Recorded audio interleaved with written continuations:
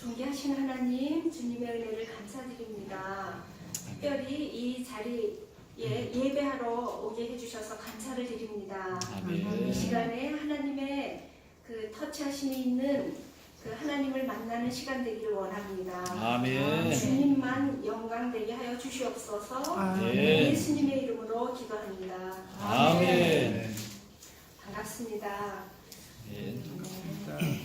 몇 년 전에 이곳을 방문했을 때 한경 목사님이 어느 건물 옥상에 옥상 주차장에 가게 되었는데요. 그 밤 저녁이었어요.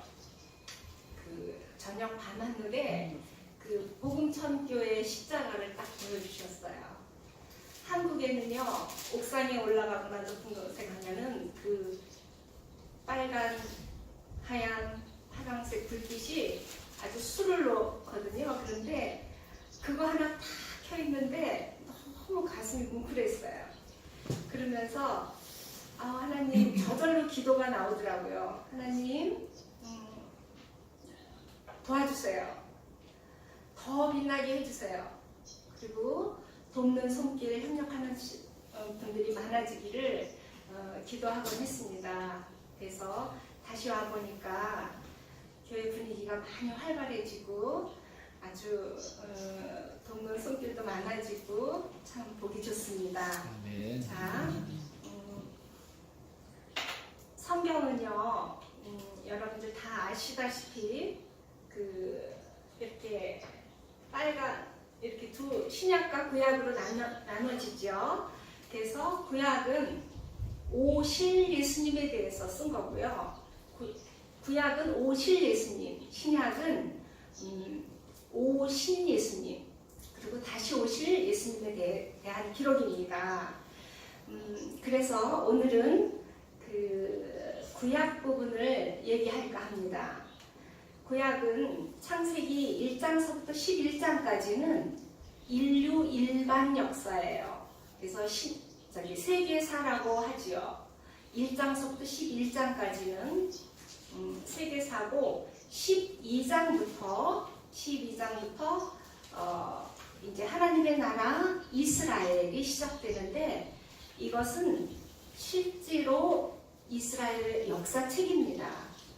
어떤 전설 따라 선천리가 아닙니다. 신화가 아닙니다. 실제로 있는 이야기고 그곳에 찾아 들어가면 아브라함이 있고 이삭이 있고 야곱이 있고 모세가 있고 쭉 그런 것을 볼 수가 있습니다.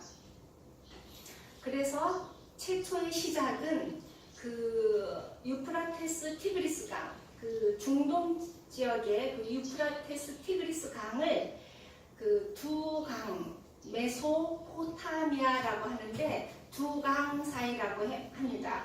그 두 강 사이에 메소포타미아라는 지역에 최초의 문명이 발생이 되었지요. 그곳에 에덴 동산이 있다고 추정하고 지금도 연구하고 찾고 있습니다.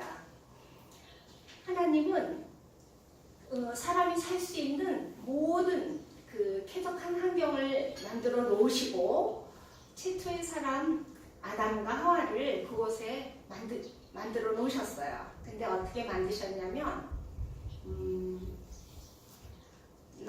하나님의 모양과 형상대로 만드셨어요. 그래서 그 흙으로 빚어서 생기를 놓고 사람을 만드셨는데 그러니까 우리가 저도 여러분도 하나님을 뵙지는 못했지만 하나님은 아마도 이렇게 생겼을 거예요. 머리가 하나고 팔이 두 개고 온갖 큰 공룡도 있고 기린도 있고 뭐 큰 동물들이 많지만 그런 것이 아닌 이러한 모양으로 색깔과 그런 크기 이런 거는 다를지 몰라도 두 팔과 두 다리 이렇게 생겼어요. 이렇게 생겼다고 하셨어요. 그래서 그런 이제 마음을 갖고 사는데 왜 만드셨냐면 그러한 하나님의 모습을 잘 반사하며 살라고 저희들을 만드셨어요. 그리고 예배하라고.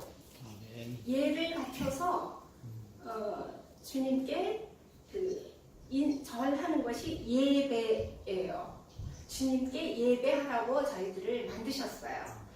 그래서 1장과 2장에서 그 창조의 이야기를 쓰고 여섯째 날에 남자와 여자를 창조하시고 복 주시고 생육, 번성, 충만, 정복, 다스리라고. 그러면서 그 에덴의 주인을 아담 보고 너가 이 그 에덴 동산의 주인 해라 그러셨어요. 그러면서 그래도 혹시나 네가 진짜 주인이 아니라는 것으로 선악과로 계약서를 쓰자 그러면서 선악과로 계약을 한 거예요. 이 계약을 따먹지 않는 걸로 너와 내가 네가 주인이 아니라는 것을 계약한 거예요. 그랬는데 그 선악과를 따먹는 그 불순종으로 인하여 에덴 동산에서 추방당해서 바깥 세상으로 나오니까 바로 하나님을 예배하는 공동체와 하나님을 예배하지 않는 공동체 두 계열로 갈라지기 시작했어요. 그래서 가인 계열과 셋 계열로 갈라지면서 초기 인류가 발생하기 시작했어요. 그래서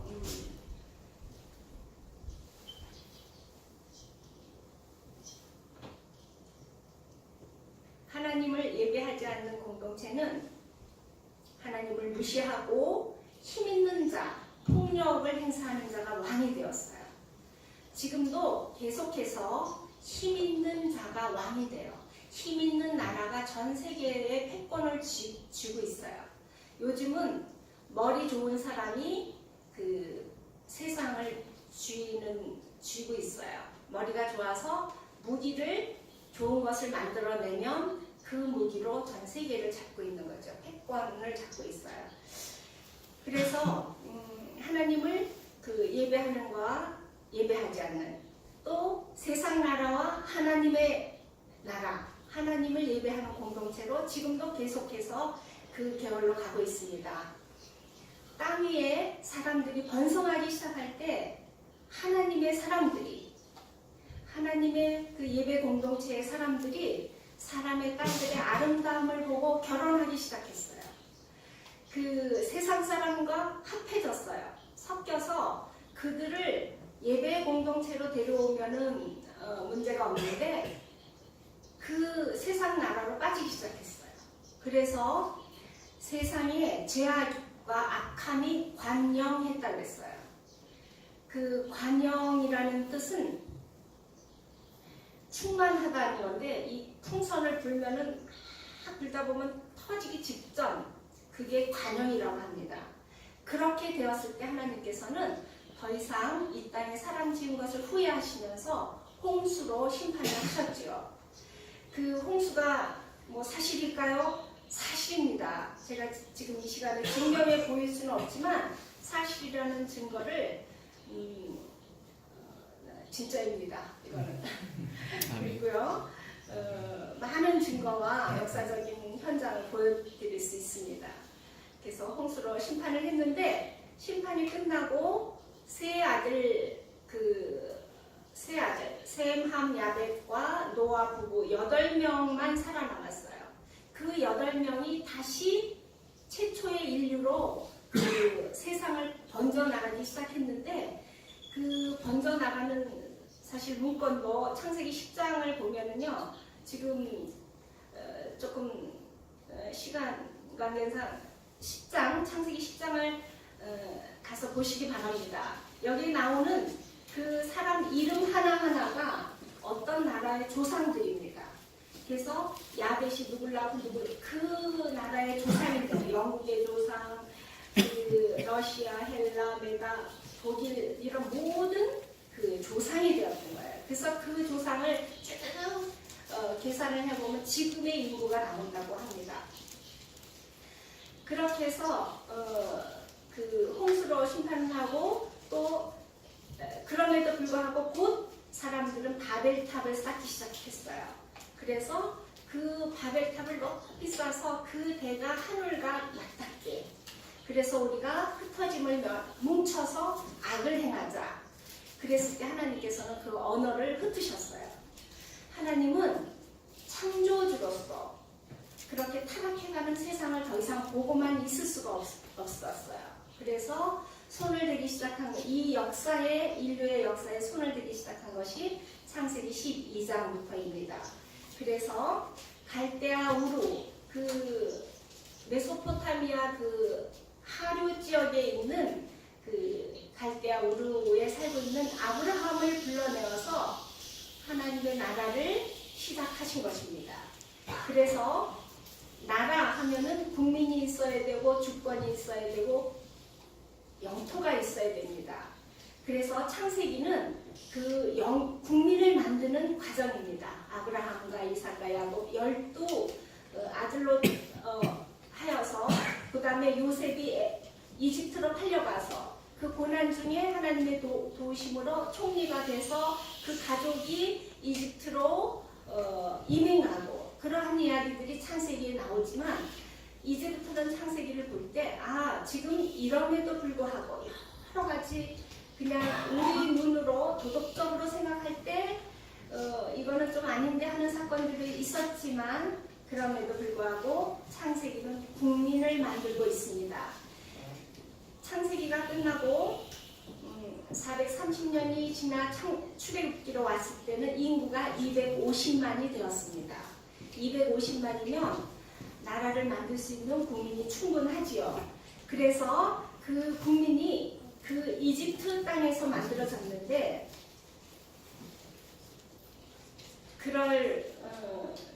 그곳에서 하나님은 그냥 이렇게 이집트를 온실로 사용했어요. 그 하나님의 백성이 만들어지는, 국민이 만들어지는 온상으로 생각하고 그곳에서 키웠는데 요셉이 애굽 땅에 들어갈 적에는 이집트의 왕조가 31왕조까지 있는데 14왕조 셈족이 정권을 잡고 있을 때 요셉이 들어갔습니다. 그래서 그곳에서 총리를 하면서 자기네 식구 7명, 70명을 그곳에서 이민 오게 해서 잘 먹고 잘 살았어요. 그랬는데 정권이 셈족에서 원래 애굽족인 미츠라임족이 정권을 다시 탈환을 해서 빼앗기고 애굽 그 요셉이 죽고 난 다음에 그러니까 몇백 년이 지나는 동안에 그 이스라엘 백성들은 노예로 전락하고 말았어요. 전부 다 노예로 전락했는데 그 숫자가 너무나 많이 불어나니까 그 애굽 왕이 그들을 이제 노예로 삼고 힘든 일을 시킴에도 불구하고 그 숫자가 자꾸 늘어나므로 이제부터는 태어나는 남자아이는 무조건 나일강에 빠뜨려 죽여라 하는 남아살의 정책을 쓰게 되었지요. 그때 태어난 아이가 모세였어요. 17왕조, 18왕조 때의 일입니다. 그랬는데 그 아이가 한 3개월 지나니까 더 이상 집에서 키울 수가 없어서 그 갈대 바구니에 역청을 발라서 그 나일강에 떠내려 보냈는데 그 이집트의 공주 하셉수트라는 공주가 그 아이를 건져서 양자로 삼았어요. 그 아이가 히브리 아이인 줄 알면서도 자기 양자로 왕궁에서 키우게 됐어요. 얼마나 그때 왕 다음 가는 권세를 가진 여자였어요. 그래서 이 아이를 잘 키워서 내 아들로 양자로 삼아서 다음 왕을 이어받게 해야지 하는 그런 마음으로 그 모세를 키웠지요.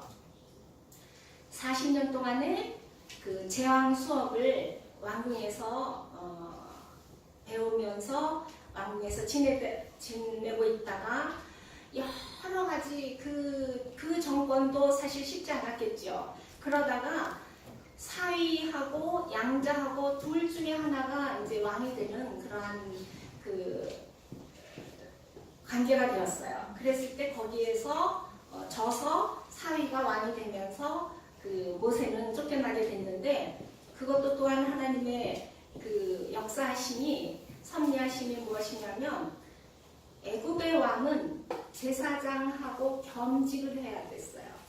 제사장과 왕하고 같은 해야 되는데, 거기는 암몬 신을 섬기는 곳이었어요. 암몬 신의 제사장이 되어야 되기 때문에 하나님의 나라, 하나님의 아들이 그렇게 할 수는 없었어요. 그래서 광야로 망명을 하여서 40년 동안 그곳에서 양치기를 했어요. 그때까지는 하나님이 어떤 개인한테 나타난 적이 없었어요. 그래서 이 모세가 40년 동안 왕의 수업을 받은 모세가 그곳에서 양 뒷꽁무니를 따라다니면서 양의 숫자를 세면서 수없이 아브라함의 하나님, 이삭의 하나님, 야곱의 하나님, 나 이러다가 만날까? 나 이러다가 인생 끝납니까? 그러면서 수없이 하나님을 불러댔어요. 그러고 있다가 어느 날 그 딸기나무, 지금으로 말하면 크리스마스 트리예요. 나무는 불타지 않고 불만 타는 거예요. 그것을 보게 되어서 그곳에 갔을 때 하나님께서 이곳은 거룩한 곳이니 네 신을 벗어라 그랬을 때, 신을 벗는다는 것은 굴복한다는 것이에요. 내 앞에 꿇어 굴복해라 그랬을 적에 그곳에서 하나님을 인격적으로 만나는 그런 경험을 합니다. 인격적으로 만났더니 바로 하나님께서는 사명을 주시는데, 지금 애굽 땅에 고통 가운데 부르짖고 있는 내 백성 구해와라 그러시는 거예요. 못 간다고 해도, 나 못한다고, 감당 못한다고 해도 가서 데려와 그러면서 지팡이와 협력자 형 아론을 주셨어요. 그래서 가서 10가지 재앙을 통해서 이제 백성들을 구해오죠. 구해와서 다시 그 백성과 언약 체계를 맺어요. 나는 너의 하나님이 되고 너희는 내 백성이다. 그런 체계를 주시면서 법을 주셨어요. 레위기를 주시면서 국민이 만들어졌죠. 주권이 갖게 된 거예요. 그러면서 너와 함께 성막에서 거하고 싶다고 성막을 지으라고 하셔서 이제 그렇게 한 다음에 그다음에 이제 땅을 찾아서 가나안 전쟁을 이룬 여호수아를 통해서 땅을 정복하고 다 나라로 12지파로 나눠 갖는, 그래서 국민법 땅을 갖춘 그 명실공히 하나님의 나라 이스라엘이 세워진 거예요. 그러면 이제부터는 잘 운영하면서 잘 경영하면서 하나님의 나라를 잘 키워가면 돼요. 그래서 첫째 왕이 사울, 둘째가 다윗, 솔로몬은 17, 18살 때 왕이 되었어요. 그 아버지의 막강한 그동안에 그 통치하고 점령했던 땅이 상당했어요. 그것을 지키기에 너무 역부족이었어요. 그래서 할 수 없이 결혼 정책을 썼어요. 주변 국가의 모든 나라들과 공주들과 결혼을 해서 처가 700이고 첩이 300이었어요. 그 사람들이 들어온 이방신을 처음에는 섬기지 않다가 그 왕궁 안에 모든 산당을 다 지어준 거예요. 온갖 신들을 다 갖고 들어왔어요.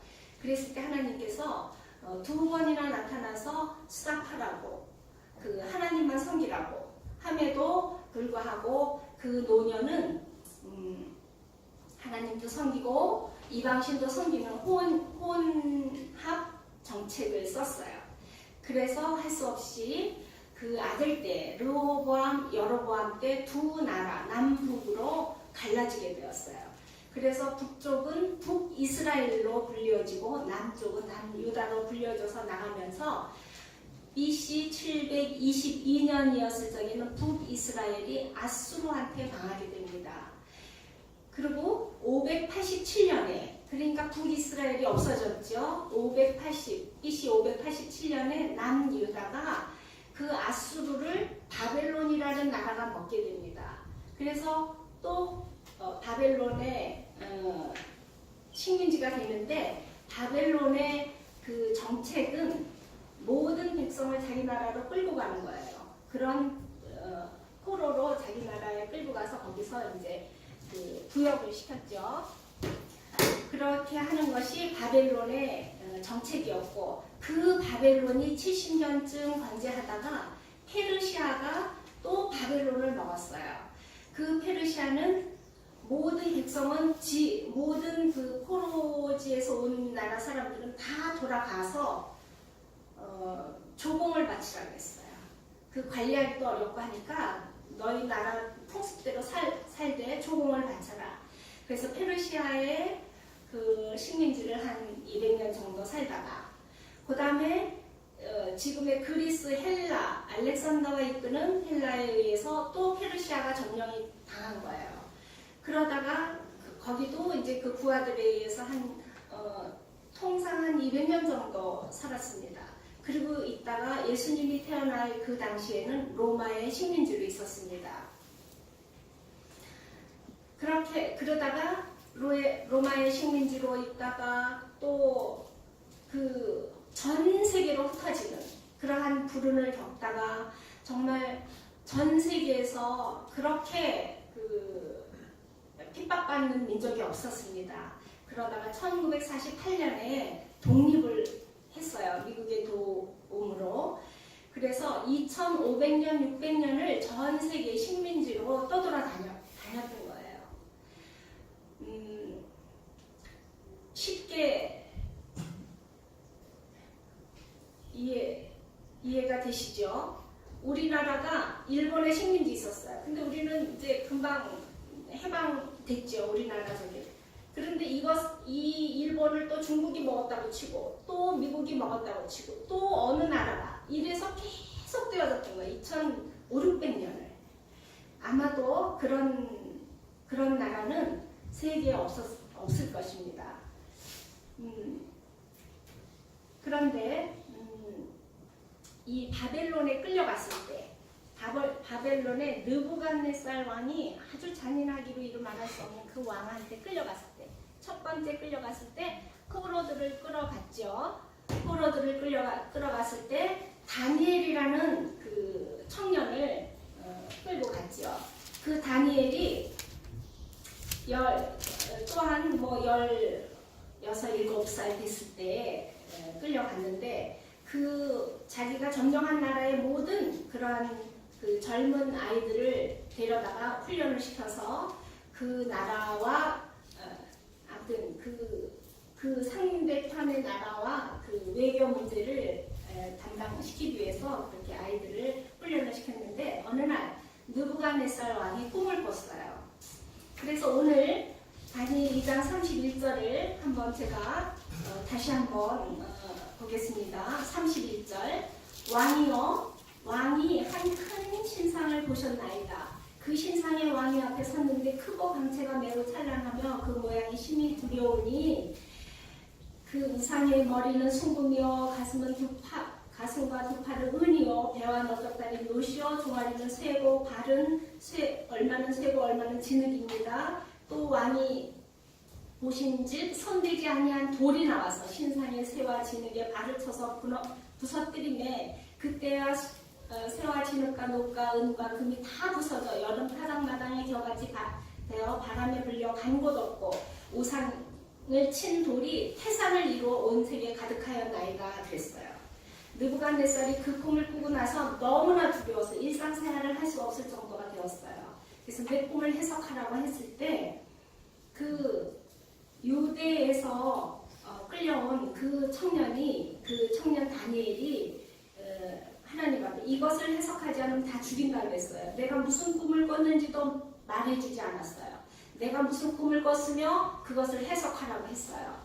그래서 몇백 명에 되는 그 박수무당들을 다 죽이려고 할 때 이 다니엘이 하나님 앞에 기도했어요. 하나님 다 죽게 되었습니다. 도와주세요. 불쌍히 여겨주셔요. 그랬을 때 하나님께서 다니엘에게 똑같은 꿈을 꾸게 해주셨어요. 그래서 그 말을 할 때 정말 금은 금은 머리는 금인데 금은 바벨론입니다. 바벨론이 얼마 있다가 가슴과 두 팔, 은은 페르시아가 될 거고 배와 넓적다리는 헬라, 다른 나라가 와서 또 그렇게 할 거고 뭐 페르시아, 뭐 헬라 이런 얘기는 안 했을 거예요. 그렇지만 이 머리는 바벨론 당신의 나라입니다. 그렇게 하면서 종아리는 세요 했는데 이거 그대로 세계사가 이대로 이루어졌어요. 바벨론, 페르시아, 헬라, 그 다음에 로마. 그런데 뜨인 돌이 나타나서 다 쳐서 부서뜨렸다고 했어요. 그래서 그 친 돌이 다 나머지는 여름 타작마다 이렇게 겨와 같이 다 날아갔지만 그곳에 그 친 돌이 가득하다고 했어요. 온 세상에 가득하다고 했어요. 하나님이 통치하시는 나라가 곧 오게 될 것이라는 것을 예언하게 된 거예요. 그래서 그런 꿈을 하고 지금 이걸로 비록 식민지에 있지만 하나님께서는 계속해서 세계사를 이끌어 가고 계시는 거예요. 지금도 우리가 이렇게 뉴스나 뭐 지금 세상 돌아가는 정세를 보면 미국이 전 세계를 잡고 있는 것 같아도 저는 저희들은 그것을 볼 수 있습니다. 저 뒤에 움직이시는 하나님을 보셔야 됩니다.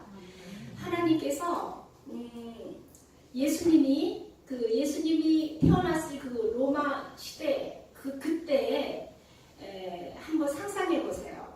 예수 이름도 누구도 몰라요. 어느 저 변방에 이스라엘이 우리나라 강원도 정도 크기밖에 되지 않는 나라인데 그곳에서도 갈릴리도의 나사렛이라는 동네는 한 200명 정도 가게 되는 그런 조그만 동네였어요. 그곳에서 태어나서 나는 내가 하나님이다. 내가 그러니까 저 성전을 부시면 사흘 만에 세울 거다. 이런 얘기했다고 신성 무독죄로 로마법에 의해서 십자가에 죽게 되었어요. 그런 예수님을 로마 시대 6세기에 역사의 기준으로 삼으면서 그 예수님이 태어난 그 해를 원년으로 삼아서 BC와 AD가 갈라졌어요. Before Christ하고 Anno Domini, In the Year of Lord. 하나님의 해가 시작됐다는 거예요. 주님의 해가 시작됐다는 거예요. AD. 우리는 싫든 좋든 내가 태어난 해가 있습니다. 내가 태어난 해가 예수 그리스도의 탄생한 날하고 그 해에 신세를 지고 있는 것입니다. 세상의 모든 앞으로 내가 또 죽을 묘비병에도 그 예수의 탄생과 관련이 있고 세상의 모든 중요한 일들이 예수의 탄생과 기준으로 정해집니다. 인류 역사의 주인은 예수라고 공인 선포한 것입니다. 예를 들어서 미국이 한국에 있는 저 어느 고을에 있는 그 당시에 지금 생각하는 이방신을 섬기고 있는 그 예수라는 사람, 예를 들어서 그 사람을 기준으로 삼아서 역사의 그 원년으로 삼자고 한 것은 하나님의 섭리하신, 하나님의 타치하십니다. 그렇게 해서 정해진 것입니다. 그것도 로마가 사람은 우주의 중심입니다. 사람이 역사의 주인입니다. 그 사람을 만드신 창조주가 하나님이십니다. 아멘. 우리가 잘 생각하면 예수가 바로 그 창조주 하나님이시라는 것입니다. 그런데 그 예수님은 인류 역사의 왕이고 왕 중의 왕이고 그렇게 이 땅에 오신 그 예수님은 내 이웃을 내 몸같이 사랑하라, 원수를 사랑하라 하시면서 세상의 모든 죄를 짊어지시고 십자가에 대신해서 죽으셨습니다. 세상의 왕들은 억압하고 빼앗고 힘으로 다스리는 그의 힘의 논리로 세상을 다스리지만 사랑의 원리로 그런 것으로 우리 이 땅에 오신 것입니다. 성경 전체에 성경이 다 없어져도 우리에게 한 구절 남아야 하는 것은 요한복음 3장 16절입니다. 하나님이 세상을 이처럼 사랑하사 독생자를 주셨으니 이는 저를 믿는 자마다 멸망치 않고 영생을 얻게 하려 하십니다. 그 말씀은 저희들에게 주신 하나님의 마음이고 우리들에게 주신 선물입니다. 그 독생자 예수를 우리 땅 가운데 보내셔서 우리의 왕 삼게 해주신 것입니다. 힘과 폭력으로 행사되는 세상에서 우리 이 백성들을 구하기 위해서 하나님이 실제로 자기 자신이 예수 그리스도가 돼서 이 땅에 오신 것입니다. 우리는 그 예수님 믿음으로 하나님 나라 백성 되어야 하겠고 그렇게 되기를 축복합니다. 아멘. 기도하시겠습니다. 좋으신 하나님 예배로 인도하심을 감사드립니다. 아멘. 하나님 이곳에서 예배드린 한 심령을 주님 받아주시고 특별히 이 복음천교회에 복 주셔서 아멘. 날마다 구원받는 심령이 더하게 하여 주시옵소서. 아멘. 한기원 목사님 앞장 세워 주셨습니다. 뒤에서 밀며 아름다운 교회 하나님이 기뻐하시는 교회로 성장시키는 한 사람 한 사람 되게 하여 주시옵소서. 아멘. 하나님 주님 저희들에게 찾아오셔서 주님 만나 주셨습니다. 하면서 저희들에게 사명 주셨습니다. 밖에 나가서 문영원 데려오라고. 하나님 우리가 사는 동안에 그 하나님이 주신 그 사명 잘 감당하다가 주님 앞에 갈 수 있는 모든 이곳에 머리 숙인 심령을 한 사람 한 사람 다 될 수 있게 되기를 예수 이름으로 축복하며 하나님 모두 다 감당할 수 있는 저희들과 복음천교회 교인 한 분 한 분 다 될 수 있기를 예수 그리스도의 이름으로 간절히 기도하옵나이다. 아멘.